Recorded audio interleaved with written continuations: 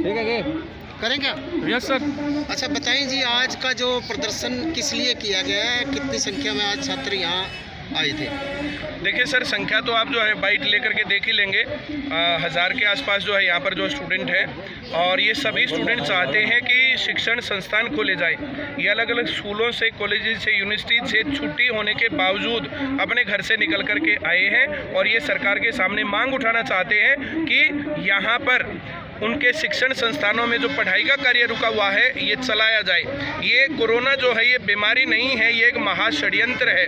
ये पूरी दुनिया की शिक्षा को ख़त्म कर रहा है। भारत इसमें ज़्यादा प्रभावित इसलिए है क्योंकि भारतीय संसाधन इस प्रकार से नहीं है, भारत में इस प्रकार से चीज़ें नहीं हैं। तो भारत के लोगों को शिक्षा को वापस से लाने के लिए ये संघर्ष करना पड़ रहा है और ये संघर्ष अलग अलग जगहों पर चल रहा है और बहुत जो है जल्दी हर एक यूनिवर्सिटी में, हर एक जगह पर, हर एक डिस्ट्रिक्ट हेड पर ये प्रदर्शन किए जाएंगे और लोग जो है छात्र आगे आ रहे हैं। सभी संगठन इसमें ज्वाइंट रूप से आगे आकर के और वो शिक्षा को वापस से पटरी पर लाने के लिए संघर्ष कर रहे हैं। अच्छा, जो शिक्षण संस्थान बंद हुए हैं, इससे अगर प्रदेश भर के छात्रों की बात की, कितने छात्रों की पढ़ाई प्रभावित हो रही है? अगला क्या रणनीति रहेगी आप? सर देखिए, जो है ना, जैसे 12वीं क्लास में बात करते हैं, हरियाणा बोर्ड की बात करते हैं कि 5 लाख से ज़्यादा लोगों का नामांकन हुआ। एक क्लास में इतने बच्चे हैं तो आप पूरी क्लास अब देख लीजिए उसके अंदर। जैसे अगर हम लोग बात करें, भारत युवाओं का देश है, भारत के अंदर 60% लोग युवा हैं, जो कि 40% से जो 40 साल के नीचे के लोग हैं, वे सभी लोग इसमें प्रभावित हैं। और प्रभावित तो साहब जैसे आप हैं, आपके बेटे बेटियां भी तो घर पे बैठे खाली, प्रभावित तो हर एक आदमी है। पढ़ाई के बिना काम चलेगा नहीं। इस ऑनलाइन पढ़ाई ने कितना सत्यानाश किया है, कितनी गड़बड़ की है, ये सभी के सामने है। अब पढ़ाई का कोई मामला रह ही नहीं गया है, सतर रह ही नहीं गया है। शिक्षक के रूप में हम लोगों को बच्चों को आगे बतानी बात कि क्या नुकसान हो रहा है, क्या फ़ायदा हो रहा है। नई शिक्षा नीति का नाम लेकर के जिस प्रकार से कॉलेज यूनिवर्सिटियों के संसाधन खत्म किए जा रहे हैं, पैसे खत्म किए जा रहे हैं, पढ़ाई को महंगा किया जा रहा है, तो आम आदमी से पढ़ाई, रोजगार, करियर दूर हो जाएगा। ये बड़ा नुकसान होगा। तो जिस टाइम पर ये काम हो रहा है उस टाइम पर अगर हम विरोध नहीं कर रहे हैं तो फिर हम जिंदा कौम नहीं है। अच्छा ये बताइए जी, कोरोना को लेकर तीसरी लहर अभी होगी है, सरकार ने गाइडेंस लागू की है, अभी सोशल डिस्टेंसिंग होना चाहिए, मास्क लगाना चाहिए। अगर आपने भी प्रदर्शन किया, इसमें थोड़ा उस तरह का दिख रहा है, इसको लेकर क्या कहना चाहेंगे आप? सर, कोरोना बीमारी नहीं है, कोरोना षड्यंत्र है। अब तक जो है ना, जैसे एक आधी बार चालान के चक्कर में तो जो है वही जो लोग ये कहते हैं पढ़ा लिखा समझदार आदमी चालान कट गया, उसके चक्कर में एक आधी बार मास्क लगाया, वरना मैंने मास्क नहीं लगाया। क्लासेस भी लगाई हैं, किसान आंदोलन में भी गए हैं, इस प्रकार से यहाँ पर भी हैं, भीड़ में भी रहे हैं। कोरोना इस प्रकार से ना तो फैलता है, एक भी आदमी आकर के इस प्रकार की बातें करे। बहुत सारे डॉक्टर्स ने चैलेंज किया है कि क्या मास्क से कोरोना रुकता है और क्या कोई कोरोना बीमारी है, क्या किसी आदमी का कोरोना से मरने के बाद पोस्टमार्टम हुआ? तो जो ये क्वेश्चंस हैं, क्या सरकार की तरफ से आज तक किसी आदमी ने कुछ किया? बेशर्मों की सरकार है, कोई सुनाई नहीं है, ना किसी चीज़ का जवाब देना है, करते चले जा रहे हैं। ये देश का सत्यानाश है और आज युवा जागरूक है, युवा जाग रहा है अपने हकों के लिए और हर जगह पर हर एक आदमी इस टाइम पर चाह रहा है कि शिक्षण संस्थान खोले जाए।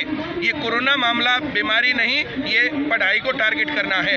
1990 में जब LPG की नीति आई थी, लिबरलाइजेशन, प्राइवेटाइजेशन, ग्लोबलाइजेशन, उन नीतियों के अंदर था कि शिक्षण संस्थानों को कमज़ोर किया जाएगा।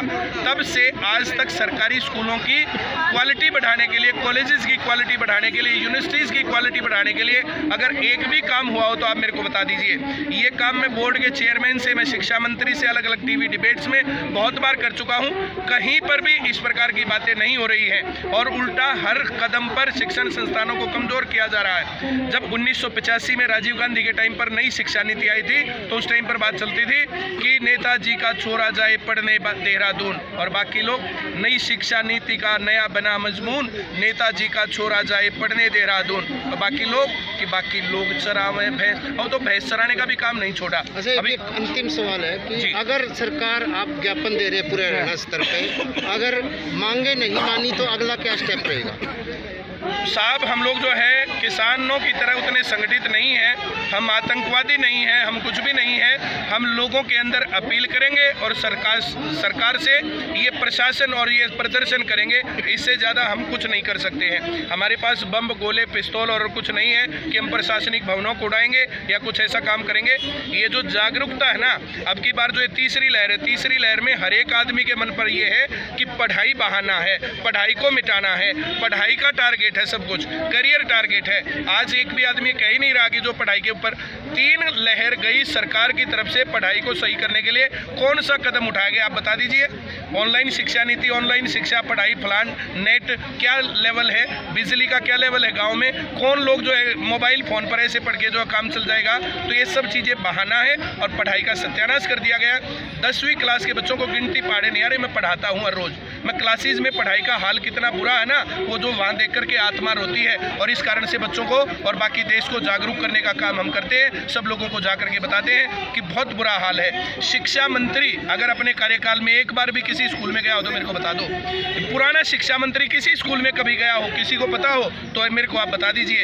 एक भी आदमी शिक्षा के ऊपर, रोजगार के ऊपर कोई काम नहीं है। 20 तरीके से हम बता चुके हैं कि किस प्रकार से बच्चे सेटिस्फाइड रहेंगे, किस तरीके से भर्तियां फेयर हो सकती हैं, क्या होगा क्या नहीं होगा, वैसा नहीं करते हैं। और अलग अलग नए नए तरीके लाते हैं घोटाले करने के। लगातार छात्र कभी भर्तियों में गड़बड़ के खिलाफ, कभी नकल के खिलाफ, कभी पैसे लेने वालों के खिलाफ, कभी संस्थान खुलवाने के खिलाफ ये बच्चे पढ़े या हर रोज प्रदर्शन करते रहे। बहुत बुरा हाल मचा दिया साहब। Thank you sir. सर, जब कोरोना की पहली और दूसरी लहर आई थी तब काफ़ी सारे राज्यों में छात्र छात्राओं ने प्रदर्शन किया था स्कूल कॉलेज बंद करवाने के लिए, एग्जाम कैंसिल करवाने के लिए। तो आपको लगता है कि इस बार कोरोना की तीसरी लहर से सरकार को बंद करवाने के लिए जो है किसी भी छात्र ने प्रदर्शन नहीं किया था, एग्जाम कैंसिल करवाने के लिए प्रदर्शन नहीं किया गया था। और वो छोटे बच्चों को जो ना, छोटे बच्चों को वो गलत गाइडेंस दिया गया था और उसके कारण उसका जो है बहुत बुरा हाल हुआ, सत्यानाश हो गया है। वे चीज़ें जो है सुधार में आनी चाहिए। अब जो लोग अपने घर बैठना चाहिए वो बैठे, जो ऑनलाइन पढ़ना चाहिए वो पढ़े, कंपल्सन ना हो। लेकिन जो लोग सेंटर में आकर के या कॉलेज में, यूनिवर्सिटी में आकर के पढ़ना चाहते हैं, उनके ऊपर प्रतिबंध क्यों है, उनकी कौन सुनेगा, ये मामला है।